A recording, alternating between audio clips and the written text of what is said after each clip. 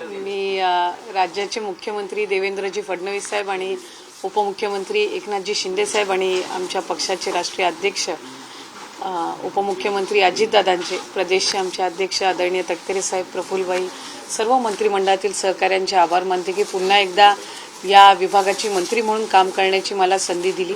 गेल्या 1.5-2 वर्षाच्या कालावधीमध्ये महिला व बाल विकास विभागाच्या माध्यमातून अनेक लोककल्याणकारी योजना आम्हाला राबवता आल्या, अनेक निर्णय घेता आले आणि पुन्हा एकदा या विभागाचा पदभार आज स्वीकारत असताना राज्याचे मुख्यमंत्री आदरणीय फडणवीस साहेब, शिंदे साहेब आणि दादांच्या नेतृत्वाखालच्या सरकारमध्ये अधिकाधिक या विभागाच्या अंतर्गत सकारात्मक पद्धतीने काम करण्याचा माझा प्रयत्न राहील। सरकार स्थापन झाल्यानंतर पहिला हप्ता खरं तर काल परवापासून सुरू झालेला आहे, मात्र नवीन वर्षातला पहिला हप्ता कधी येणार आहे? नाही, साधारणपणे आज आपण आचारसंहितेच्या कालावधीमध्ये जी काही डीबीटीची प्रक्रिया स्थगित झाली होती कोड ऑफ कंडक्टमुळे, ती आता पुन्हा एकदा रुजू झालेली आहे। 24 तारखेपासून आम्ही डीबीटीची प्रक्रिया सुरू केली आहे। याच्यात 2 गोष्टी आहेत महत्त्वपूर्ण, त्या म्हणजे जे मूळ लाभार्थी आहेत त्यांना तर जो लाभ आहे तो वितरणाची सुरुवात आहेच, पण आधार सीडिंगमुळे जे लाभार्थी लाभापासून वंचित होते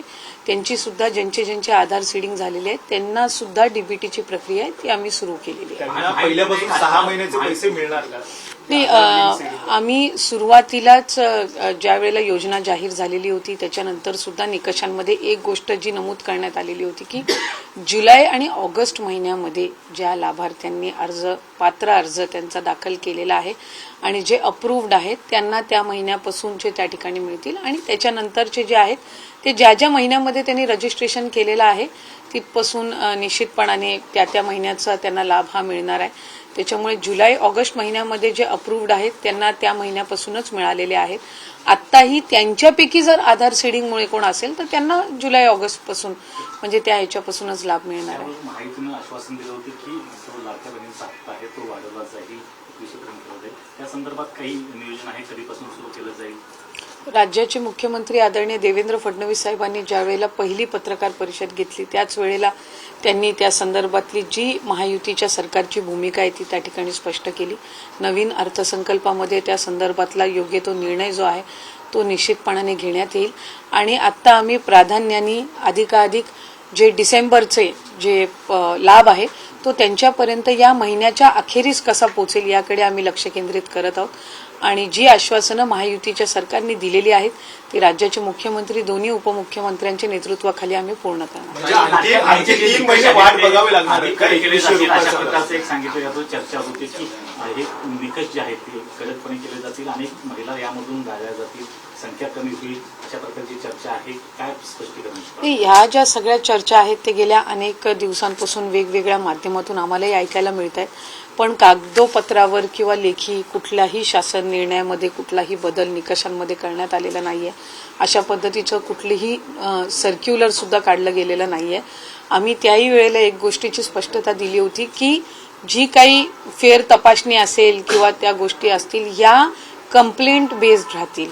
त्याच्यामुळे आत्ताही उदाहरणार्थ आम्ही ज्या वेळेला ऑगस्ट किंवा ऑक्टोबर महिन्यामध्ये ज्या वेळेला डीबीटी केलेलं होतं, डीबीटी करत असताना काही ठिकाणी अशा कंप्लेंट झालेल्या होत्या की एकाच व्यक्तीने 19 अकाउंट्स किंवा असे काही हे करून केलेलं आहे, काही एकाच आधार कार्डवर बरेच फॉर्म्स भरले गेलेले आहेत। त्याही वेळेला त्या संदर्भातली ज्या वेळेला निदर्शनास आले त्या वेळेला ती योग्य कारवाई केलेली आहे। आत्ताही कंप्लेंट बेस ज्या वेळेला येतील तेव्हा त्याचं क्रॉस व्हेरिफिकेशन केलं जाईल आणि जी काही त्या संदर्भातली योग्य कारवाई आहे ती केली जाईल। राहिलेल्या महिलांना पुन्हा अर्ज करता येणार आहे का? नाही, त्या संदर्भातला अद्याप तरी निर्णय हा घेतला गेलेला नाहीये। आम्ही शेवटची अर्ज दाखल करण्याची जी मुदत आहे ती साधारणपणे 15 ऑक्टोबर पर्यंतची होती आणि बाय अँड लार्ज जर आम्ही बघितलं तर 2.5 कोटीपेक्षा जास्ती रजिस्ट्रेशन आज आमच्याकडे झालेलं आहे। म्हणजे विभाग म्हणून जो एक साधारणपणे अंदाज योजना आम्ही राबवत असताना किंवा आणताना जो एक ठेवला होता त्यानुसार रजिस्ट्रेशन जे आहे त्या ऑलमोस्ट 99% आपण त्याच्यापर्यंत पोहोचलेलो आहोत। त्यामुळे पुढे रजिस्ट्रेशनची मुदत द्यायची नाही द्यायची हा जो सगळा निर्णय हा मंत्रिमंडळाच्या बैठकीत होईल. ताई, तुम्ही मंत्री तर झालेला आहात, पण आता पालकमंत्री कधीपर्यंत होणार आहे? रायगड वाढते त्या संदर्भातला योग्य जो निर्णय ते आमचे जे तिन्ही नेते आहेत ते घेतील. कालही मला वाटते आदरणीय फडणवीस साहेबांना ज्यावेळेला या संदर्भामध्ये विचारणा पत्रकारांच्या माध्यमातूनच करण्यात आलेली होती, एक स्पष्टता त्यांनी दिलेली आहे की लवकरच ते करण्यात येईल आणि त्याचा जो निर्णय तो मुख्यमंत्री म्हणून ते असतील, उपमुख्यमंत्री शिंदेसाहेब, दादा आणि प्रदेशाध्यक्ष जे आहेत त्या पक्षाचे किंवा ज्यांना त्यांनी जबाबदारी दिलेली असेल त्या पद्धतीनं तो घेण्यात येईल. मंत्री म्हणून आम्ही सगळ्यांनीच बहुतांशी जणांनी आज किंवा कालमध्ये पदभार हा स्वीकारलेला आहे. त्यामुळे विभागाची जबाबदारी जी काही आम्हाला पार पाडायची त्याची सुरुवात झालेली आहे. मला खात्री आहे पालकमंत्रीची सुद्धा जी काही योग्य ती वेळ आहे चर्चेनुसार सकारात्मक पद्धतीनं ते त्याही वेळेला जाहीर होईल. लाडक्या बहिणीला तुम्ही हप्ता देता, मात्र दुसरीकडे लाडकी बहीण सुरक्षित नाहीये अशा पद्धतीचं वारंवार दिसून येतं, कारण की कालचीच कल्याणमध्ये एक घटना असेल. या सगळ्या संदर्भामध्ये तुमचं पुढचं पाऊल काय असणार आहे? नाही, साधारणपणे आम्ही सुद्धा महिला व बाल विकास विभाग म्हणून गृह विभागासोबत तो राज्याच्या मुख्यमंत्री फडणवीस साहेबांकडेच आहे. अधिकाधिक कोऑर्डिनेशननी काय त्या संदर्भामध्ये महिलांच्या सुरक्षतेच्या दृष्टिकोनातून करता येईल ती योग्य ती पावलं निश्चितपणाने उचलू.